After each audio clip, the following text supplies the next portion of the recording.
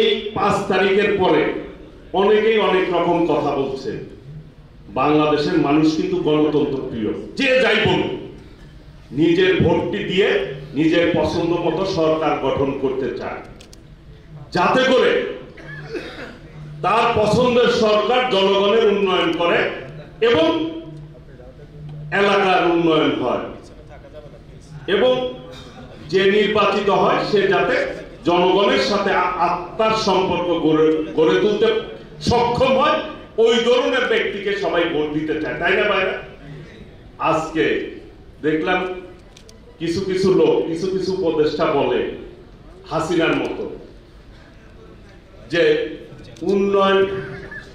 উন্নয়ন আগে গণতন্ত্র পরে। হাসিনা বলতো না, তার মানে গণতন্ত্রের দরকার নাই। এখন বলে সংস্কার আগে নির্বাচন পরে। সংস্কারের জন্য তো ইতিমধ্যে 31 দফা আমাদের ভারপ্রাপ্ত চেয়ারম্যান দেশনায়ক তারেক রহমান দিয়েছে না? এর বাইরে আর কোন সংস্কারের প্রয়োজন রয়েছে? এখন প্রয়োজন নির্বাচন। অনির্বাচিত ব্যক্তিদের দ্বারা বাংলাদেশ কখনোই পরিচালিত হয় নাই, জনগণ মেনে নেয় নাই, ভবিষ্যতেও মেনে নিবে না। অন্তর্বর্তীকালীন সময়ে দায়িত্ব পেয়েছেন, জনগণ দায়িত্ব দেয়। এই রাষ্ট্রের মালিকানা কে? এই রাষ্ট্রের জনগণ হচ্ছে রাষ্ট্রের মালিক। সরকারকে ভোট দেয়, দলকে ভোট দিয়ে দেশ পরিচালনার দায়িত্ব দেয়।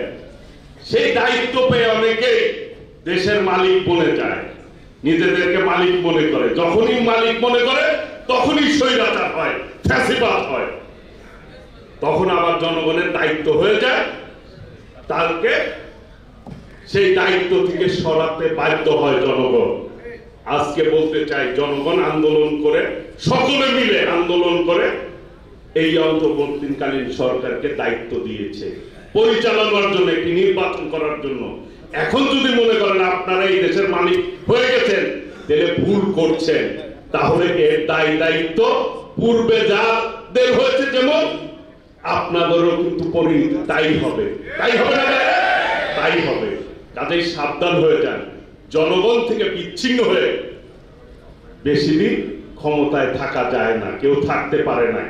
কাজেই ওই পথে হাঁটার চেষ্টা করবেন না। আর একটি দল আছে মনে করতেছে যে আগামী দিনে ক্ষমতায় আসতে পারবে এবং এই রাষ্ট্র পরিচালনা করতে পারবে। যারা বারবার জনগণের বিপক্ষ অবস্থান নিয়েছে, 71 সালে স্বাধীনতার বিপক্ষ অবস্থান নিয়েছে, জনগণের বিপক্ষ অবস্থান নিয়েছে। এই পতিত স্বৈরাচারের সাথে 96 সালে আন্দোলন করেছিলেন না? জ্বালাও পোড়াও আন্দোলন, 173 দিন হরতাল করেছিলেন।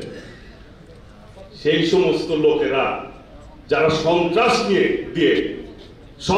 নিয়ে পর রাজনীতি করেছেন, তারা আবার মনে করতেছেন এই দেশে রাষ্ট্র ক্ষমতায় আসবেন, জনগণের সামনে ভোটের জন্য আসেন না। দেখেন কি অবস্থা হয়।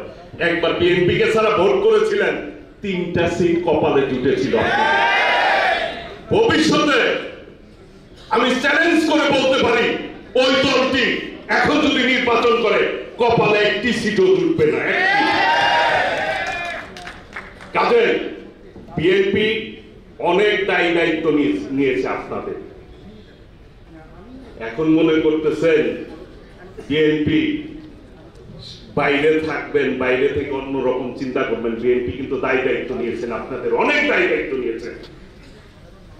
মুনাফেকের ভূমিকা অবতীর্ণ হলে মুনাফেকের যা হয় আপনাদের পরিণত তাই হবে।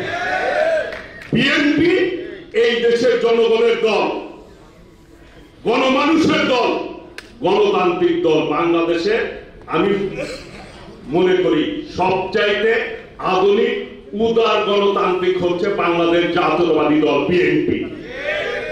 সেই দলকে কোনোভাবে জনগণ থেকে কেউ বিচ্ছিন্ন করতে পারে নাই, আপনারাও পারবেন না। বিএনপি গণতন্ত্রে বিশ্বাস করে। আগামীর বাংলাদেশ হবে গণতন্ত্রের বাংলাদেশ, শহীদ রাষ্ট্রপতি জিয়াউর রহমানের বাংলাদেশ, দেশনেত্রী বেগম খালেদা জিয়ার বাংলাদেশ, দেশনায়ক তারেক রহমানের গণতান্ত্রিক বাংলাদেশ হবে আগামী। কাজে সেই গণতন্ত্রকে যারা ক্ষতিগ্রস্ত করবেন তারা কেউই রাজনীতিতে টিকে থাকতে পারবেন না আল্লাহর রহমতে।